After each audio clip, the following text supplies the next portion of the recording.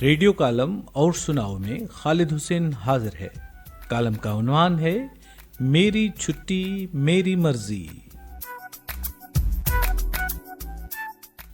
Radio ماضی میں تخلیقی ذہن رکھنے والے پروڈیوسرز کو برتھی کرتا تھا۔ لکھنے کے ماہر، بولنے کے ماہر، موسیقی کے دل دادا اور نہ جانے کیا کیا خوبیاں تھیں اس زمانے کے پروڈیوسرز میں۔ اب تو تخلیقی کم تخریبی زیادہ دکھائی دیتے ہیں۔ ایک زمانے میں جب چھٹیاں کرنے کا رواج کم تھا، یہ تب کی بات ہے۔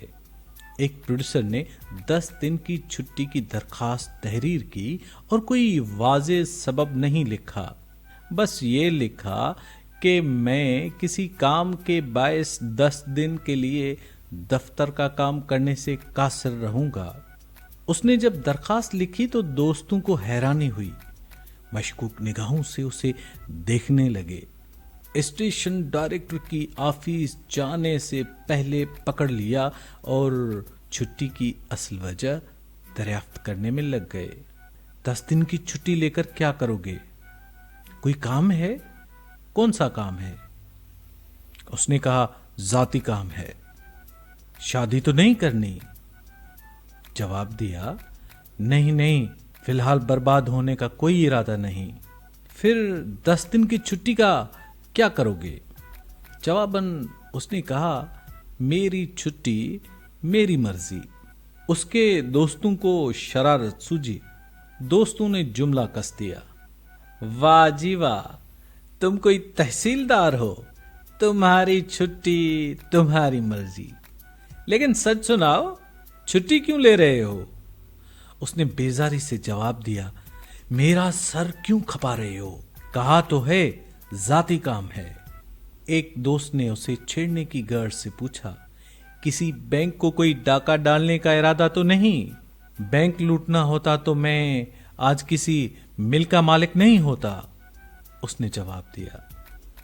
تو پھر یہ 10 دن کی چھٹی کیوں چاہیے؟ دوستوں کا سوال وہی تھا۔ میں نہیں بتانے والا۔ آج وہ اپنے دوستوں سے بہت بیزار ہو گیا تھا۔ تو پھر ہم تجھے اسٹیشن ڈائریکٹر کے دفتر میں گھسنے نہیں دیں گے۔ وہ پروڈیوسر بیچارہ بہت ہی امن پسند اور حساس آدمی تھا۔ دوستوں کی اس روش اور اس لہجے سے ڈر گیا۔ ایک دوست کو اس کی حالت زار پر رحم آ رہا تھا۔ دوست نے سوچا کہ شاید کسی نے اس کی بے رنگ زندگی کو سنوارنا چاہا ہوگا، کیونکہ آدھے سے زیادہ زندگی تو اس نے نذرانہ بنا کر وعدوں کو پیش کر دی تھی۔ کچھ ہی عرصہ پہلے ایک دوشیزہ نے اس کی صحرا بھری زندگی کو گلشن بنانے کا وعدہ کیا تھا۔ تب وہ بہت خوش نظر آتا تھا۔ ریڈیو کا ہر کام ہنستے مسکراتے کر لیتا تھا۔ لینڈ لائن فون پر دوشیزہ کے وعدے اقرار سن کر خوش ہو جاتا تھا۔ پھر ایک دن ایسا آیا کہ وہ دوشیزہ دغاباز نکلی اور اسے چھوڑ کر چلی گئی۔ یوں اس کا ہنسنا مسکرانا کم ہوتا چلا گیا۔ اسی دوست نے دیگر دوستوں کے چنگل سے پروڈیوسر کو نکال لیا اور رازداری سے پوچھنے لگا، پھر کوئی اور چکر تو نہیں چلایا؟